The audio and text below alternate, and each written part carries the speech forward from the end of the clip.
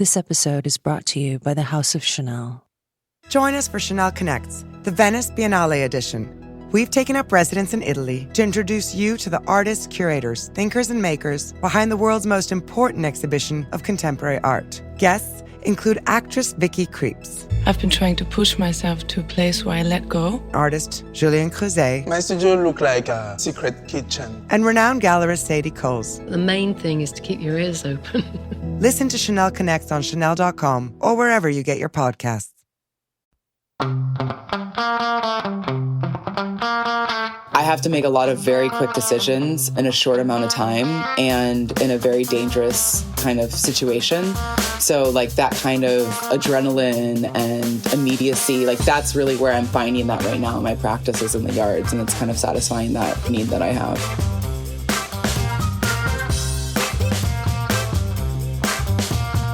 Hi, I'm Julia Halperin, and this is The Art Angle, a podcast from Artnet News where the art world meets the real world, bringing each week's biggest story down to earth. Kennedy Yanko is not afraid to take up space.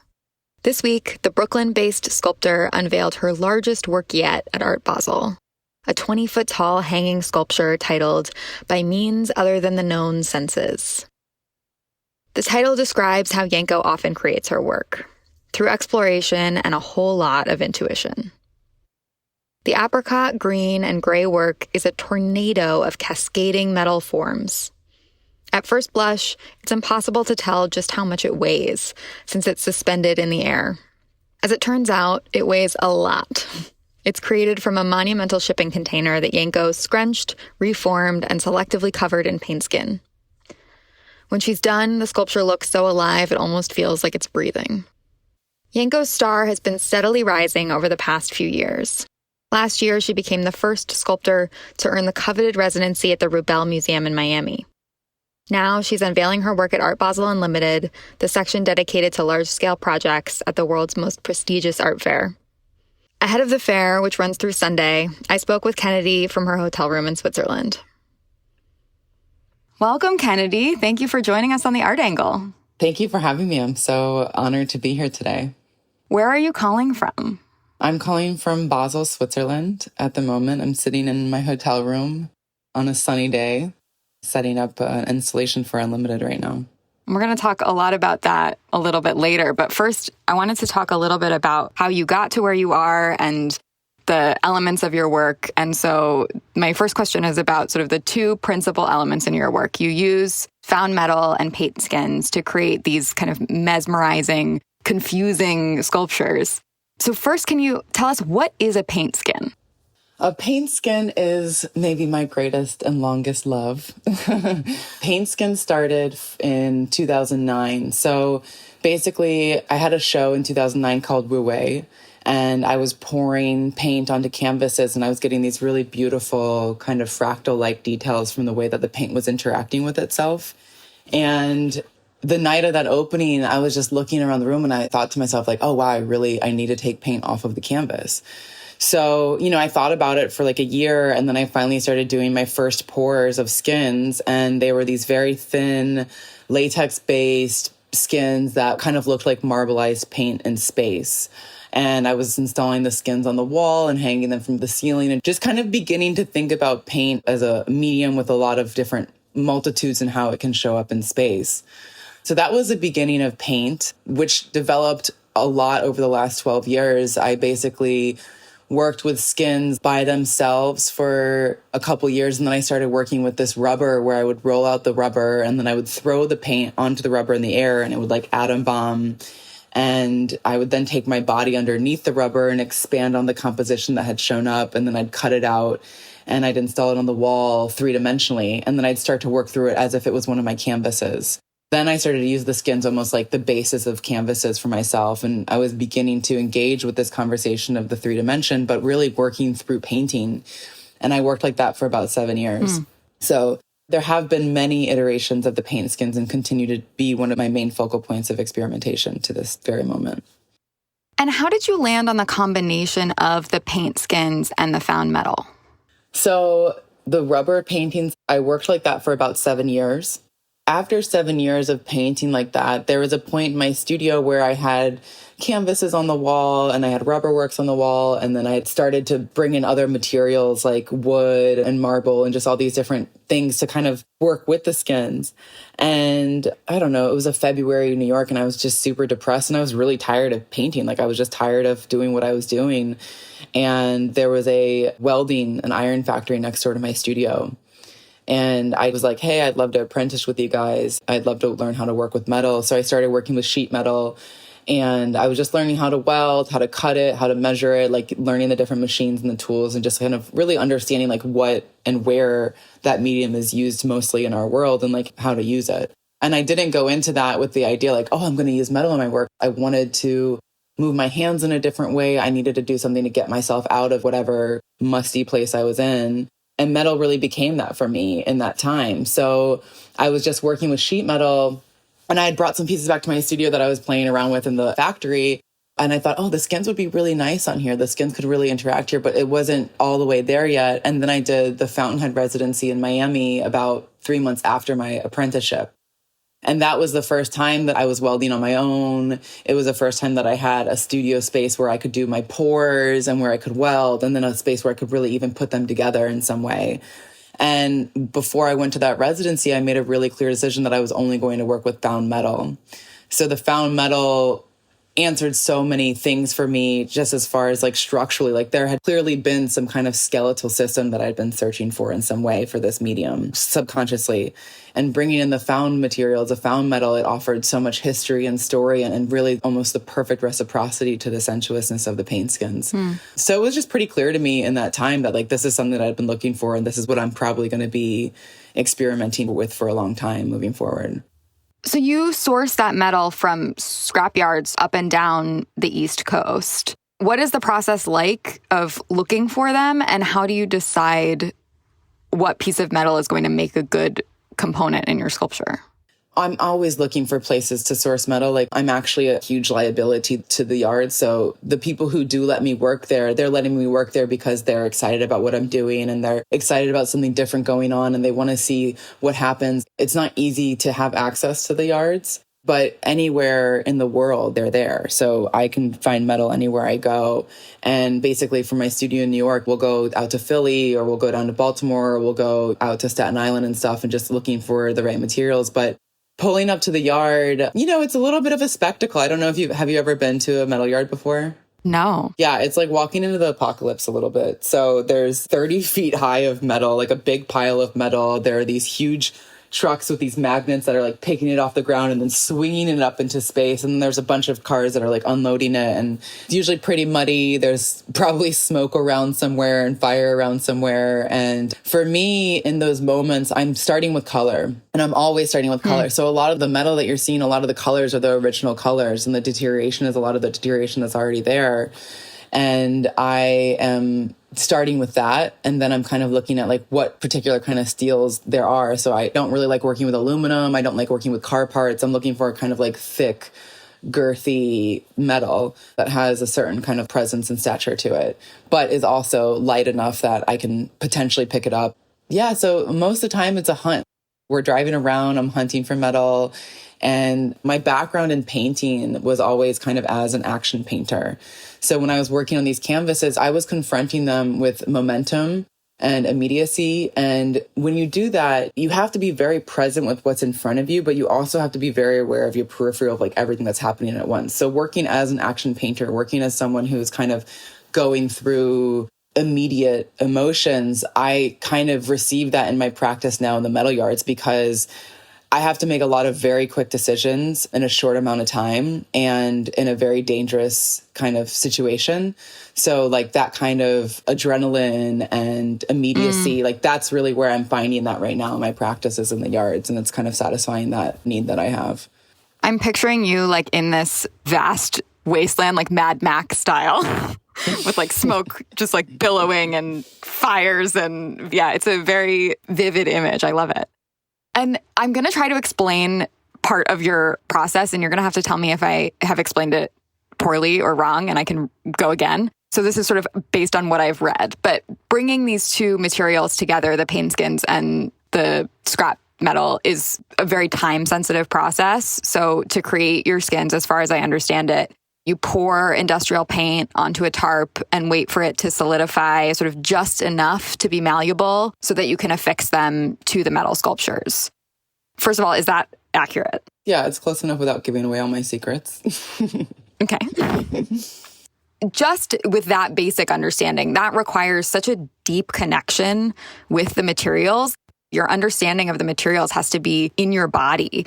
How did you develop that kind of sensitivity and kind of communion with the material? That's a beautiful question. Thank you. I think it all really started with Wu Wei, with that show in 2009 when I was pouring on canvases, because what I realized in that moment, there was one particular canvas in general where I came downstairs. I was working on a garage floor in my parents' house, and I'd poured on a canvas and it was kind of slanted. And when I came downstairs, like the whole thing had totally shifted and moved. At that time, I was also practicing and teaching Qigong and doing a lot of philosophy research on Taoism and kind of Eastern ideas. And that to me was a really seminal moment in understanding that I am really kind of having to submit to this work. And that the more I allow it to show me the way, the better the work is going to be. A lot of my practice is like me getting out of the way of what's happening here and what can happen here. And I think just in kind of surrendering to the cyclical nature of process and practice, and then to the cyclical nature of what it means to make each piece, which means I understand how to make each piece, even though each one is totally different. I have some kind of idea of what that process is going to be like. And then my job is to either create more space around it or to refine that a little bit more.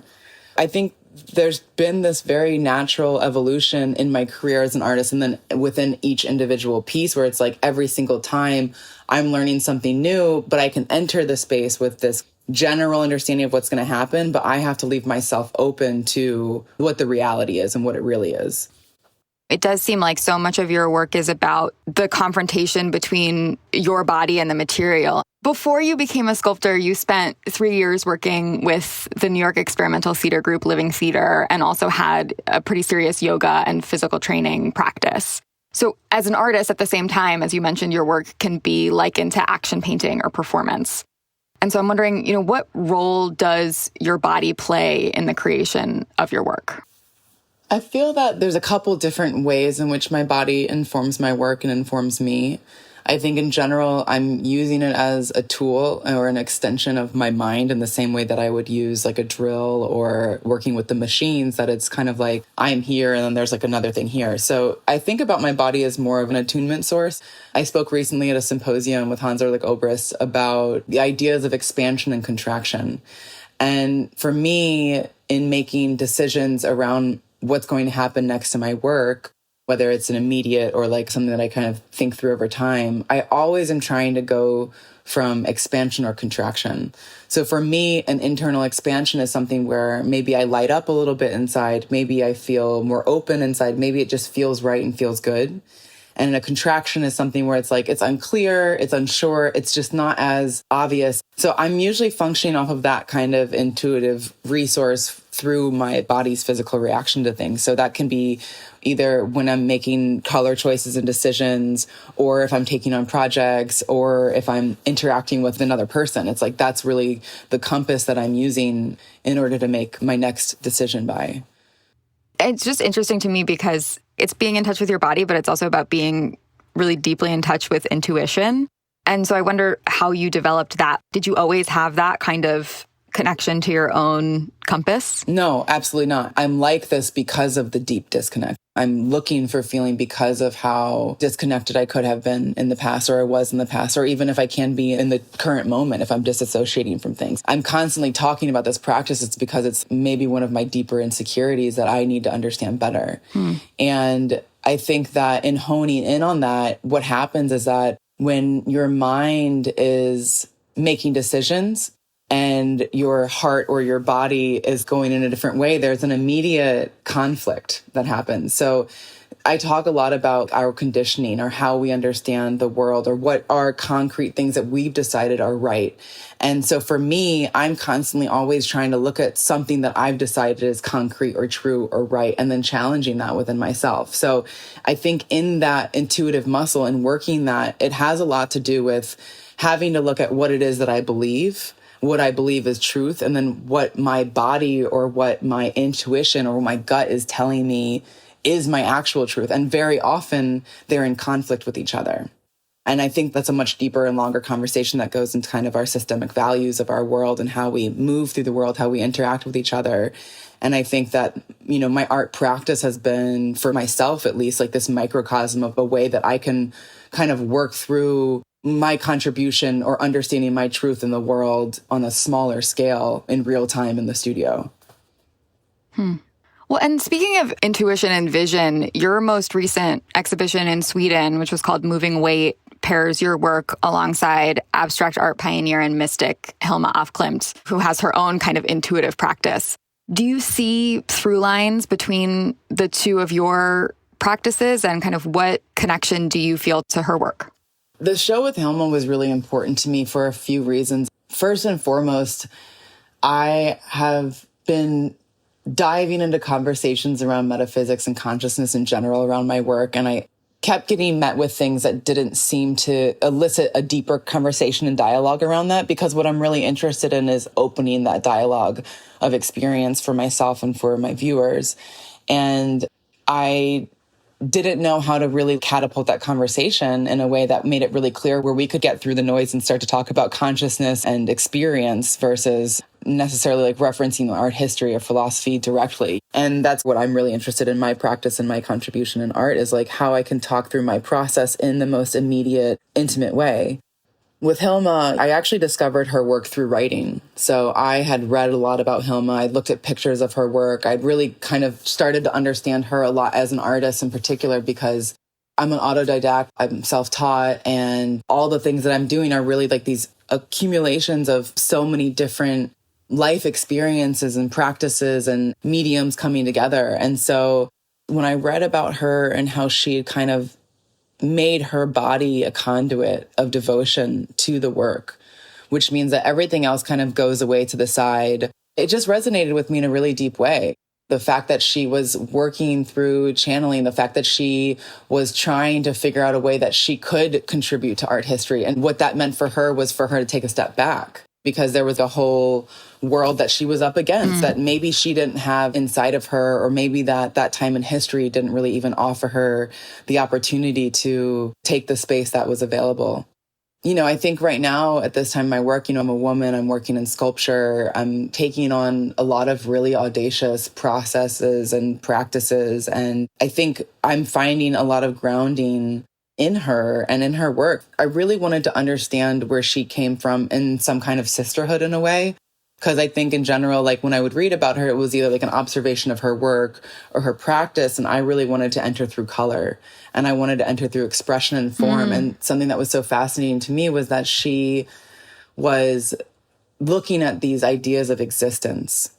And, when I'm thinking about metal or when I'm thinking about my materials, I'm really ultimately interested in their atomic state and how I can reposition them in some kind of almost alchemical way.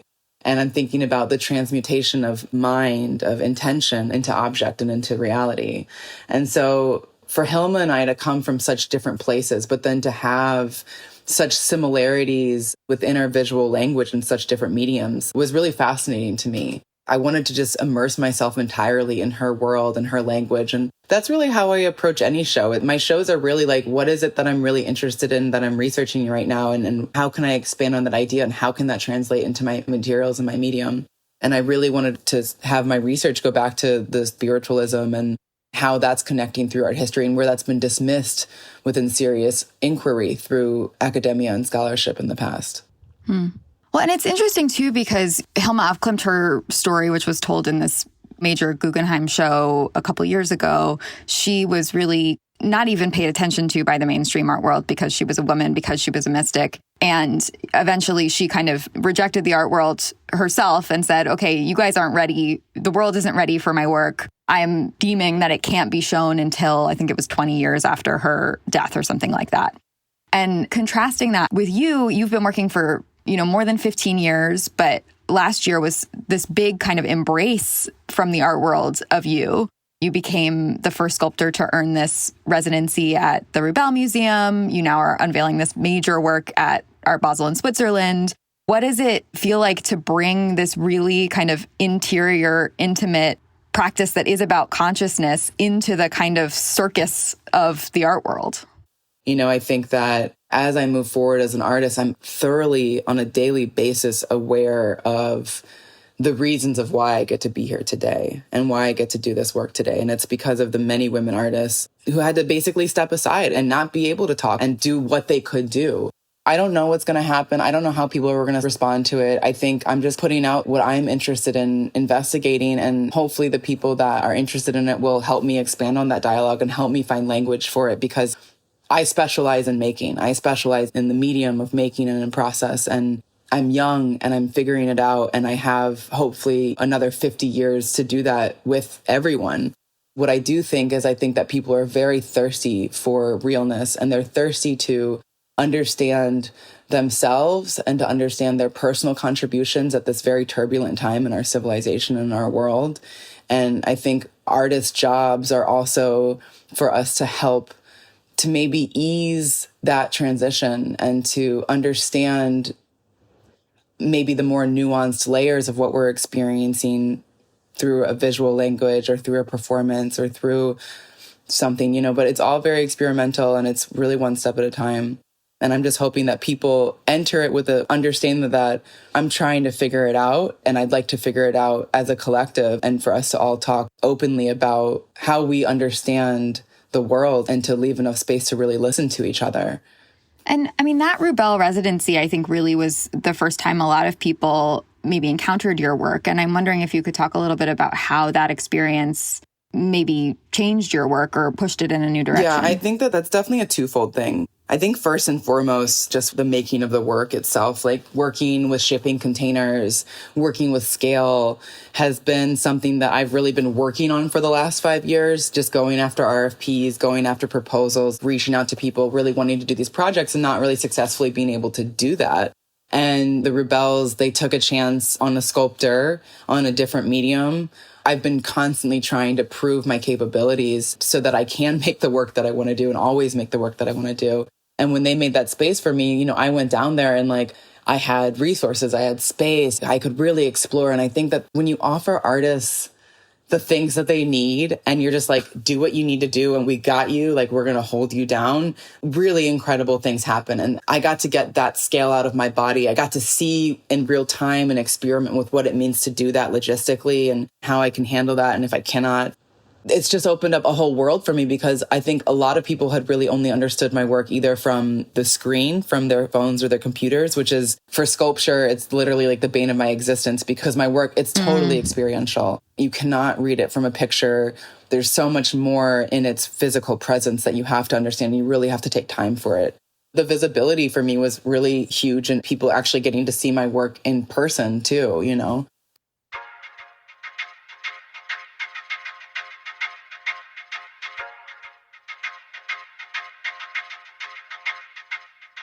You were talking about how it is the bane of your existence that people think they can understand sculpture from seeing a photo of it.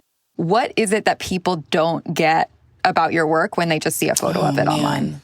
Well, it's so multifaceted. When you walk around it, you get to experience all these different faces of it, all the different sensuous qualities of it in the metal. But I think the thing that I'm talking about, the transmutation from intention to thing, is really what I'm honing in when I'm thinking about time within my work, because I'm working very hard to align myself with the things that I want to do and be able to be fully present for them when I do it. So something happens in making where the intention actually comes through sensorially in the work.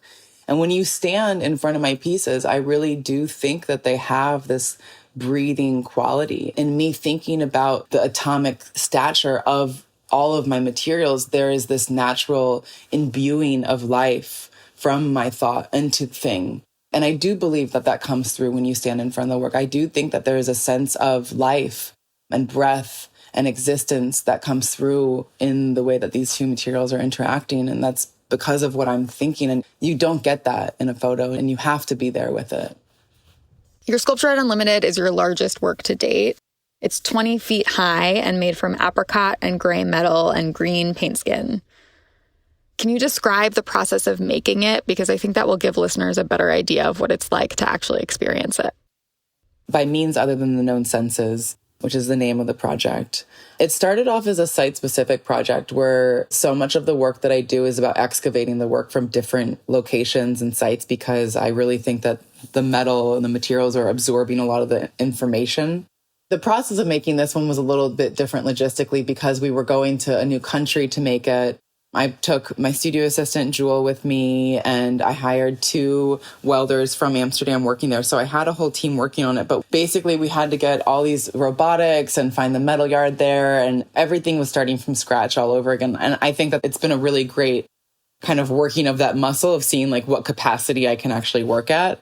But I really wanted to kind of continue to expand on the language and the things that I was looking at with the Hilma show, and like how I can continue to create more of that, just the hypnotic stature, the sensuousness, and then the challenging of the metal. Like, how can I stand on this idea of the harmony that's happening within the work and within these 2 polarities and continue to evolve it? So there was a lot more material involved for this one. There was a lot more time involved for this one. If I'm being 100% honest with you, I went into this project just thinking that I could spend a lot more time researching, but I almost had to kind of disassociate through the part of making it this time just because it was just a whole different level of logistics that I was dealing with. And I'm still kind of figuring out what exactly that means for me in this moment. I mean, one of the things that's certainly clear for this work, but also in your work in general, is your kind of desire and comfort in taking up space. In some ways, it's rare to see female artists working at scale because they aren't given the opportunity to do it or the resources to do it or the space to do it. How did you sort of come to the decision that taking up space was going to be so central to what you do? I don't know if it's comfortable. There's definitely desire there, but I don't know if it's comfortable. And I think that very often the work is like a couple of decades ahead of me in comfortability, and it's really showing me the way. And I think for me, it was really just that was the work that I was always totally into, you know, like Anselm Kiefer and Leonardo drew just these really encompassing, abstract, sensorial installations, you know, like that was the work that I've always been interested since I was really young, just this intense expressionistic art. And, you know, I think one of the things that happens with me in general in this work is it's not that I'm making these decisions, and it's not that it's like, oh, this is what I want to do next. It's that, oh, this is what needs to happen next. And the work is always really showing me what needs to happen next. And very often I'm not totally down for it, but like I know what's going to be the most important thing for the evolution of the work and for what's going to help create the sensibility that I'm interested in challenging for myself. For me, seeing the Rubell work, it was just very clear to me that my paintings are really maquettes of this sensation. And I was interested to learn that there is this sort of other thread of your work too, and that while you were creating the works for the Rubell show, you also began creating a graphic novel called Indelible Fluidity, in which you explored your biography more explicitly than maybe you do in the sculpture. Can you tell us a little bit about that novel and what sparked it? It started about a year before. I really love learning through artists biographically. So I read everyone's diary. Anne Truitt, Judy Chicago, Ava Hess, like anyone's biography I can get my hands on, I'm going to read it. Because for me, when I'm looking at an artist, I'm really interested in how through their particular perceptual experience that they've decided to digest whatever research they're doing, whatever instances that are happening in the world, and then to see how that comes out in the work. So I think that that's always how I've understood life in general, is through hearing other people's stories. And I think that's where I've been affected the most in my life, when people have been really open enough to share their stories. And I think the more intimate, vulnerable aspects of what got them from here to there. And Indelible Fluidity looks at some challenging parts in my life and within my ancestry. And we're using art and we're using making as a portal to have pain come through you as a form of catharsis. And so we're exploring these different characters, but we're using making as an access point and as a way that we can travel as a form of healing and as a form of making more space within myself and within my work by getting it through my body and out my body. and how that can be a positive thing. And it's still in the works. We're still making it. It's been a pretty challenging project because I do work in abstraction and because I can kind of hide behind my materials when I feel like it. But I think for me to have to look at storytelling in a really direct way and have to kind of look at some very embarrassing things that I feel shameful about in my life and really publicly share that and how I've kind of transmuted that into this form, into these physical forms. And not that all my work comes from that. My work always comes from so many different forms of life experience and what's going on. But I think for the graphic novel in particular, it's digging very deeply to some of the core things that have made me the person that I am today. And I think that informs the work in a way, Do you consider it a kind of biography or autobiography like the ones of other artists that you read and love? It started off like that because I was actually writing it like that because I feel like before this moment in my career, there was a whole 10 to 12 years before that was really tumultuous, and it's been different, and it's been kind of this wild ride of like how I got to this place. And I really wanted to make a space to do that because I know most people kind of wait until the end of their lives to write biographies. Judy Chicago wrote 8 books. She wrote so many books about her life and the different chapters of her life and what she's looking at. And I think that there's something to be said for that, because even though it is extremely embarrassing to share yourself in that way, every point of my life is a different marking to what the next place will be. And regardless of what happens, like, I think that there's a lot of significance in like the past 10 years of growing and experimenting and trying to figure things out. But it's not a biography. I think it's an insightful story of like how my mind is working and the way that I'd like to start to explore storytelling, or the way that I'd like to explore biography with an artist and maybe humanize the work in some way. Because I think within the art world and within the art market and just in general, it becomes such a high thing that is so intangible. But, we're really just in the studio every day, just working and taking it one step at a time. And I'm interested in maybe just sharing what different components make that. And let's see how that goes, I love that you mentioned Judy Chicago, because one of the things that I love about her is that even when the broader art market and art world was not really paying attention to her, like she said, history will want to remember me. Let me document this as I go. And just the centeredness that she had, that what she was doing was important. And if nobody else was going to document it, she was going to. And now obviously she's getting overdue recognition, but it's sort of, I think in some ways that is almost the reverse of what some young artists are dealing with, where they're getting so much attention and so much market speculation at an early point in their career. And right now the market can be really treacherous for young artists, and it has the potential to kind of chew them up and spit them out. And I'm wondering how you go about navigating the market and the art world with the vision that you have and a kind of intention of setting yourself up for a long career. I think that for me, because I started at such a young age, like I started working with a studio practice at a very young age. So I became very comfortable with what that means for me in making art. And I've always been pretty astute about separating my business and separating my practice in a really clear way. And they're two totally different conversations.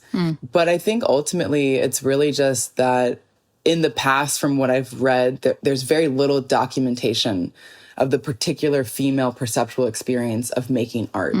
And so I see a hole there. I see a space where it's like, cool, I like talking about my life. I'm okay to go up there and just like say what I have to say and figure out what's going on. And like, I've always been very aware of the fact that like, I will find myself and I will grow as an artist in a very public way just by being like a millennial artist, period. We're on Instagram. We grew up on the internet.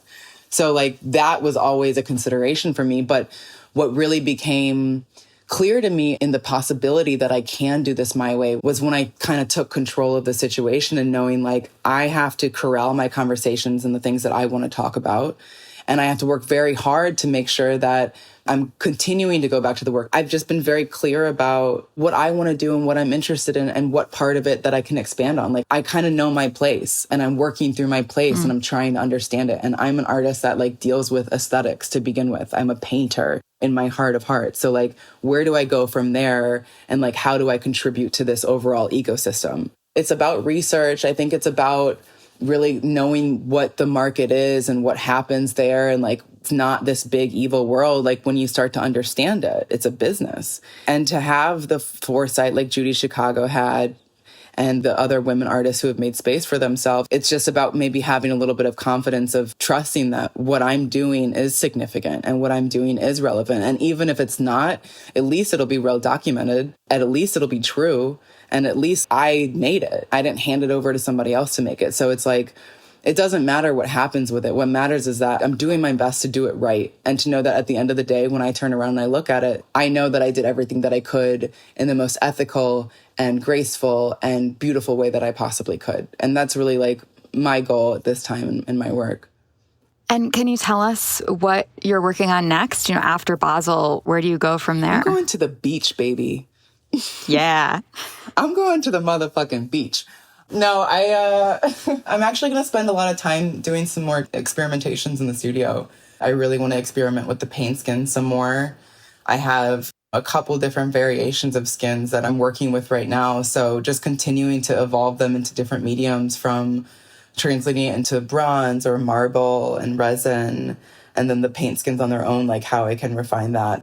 Well, I hope you get some beach time before you go back to the studio. I always find a way. Don't worry. Don't worry. I always find a way to end up on that beach. Well, thank you so much for joining us on the Art Angle, Kennedy. It was a real pleasure. It's such an honor to be here. It's such a pleasure to speak with you and to share some ideas. And I'm looking forward to continuing this conversation. Yes. So thank you so much for having me. Thank you. That's it for this week's episode. If you like what you heard, you can subscribe to the show on Apple Podcasts, Spotify, or wherever else you get your podcasts.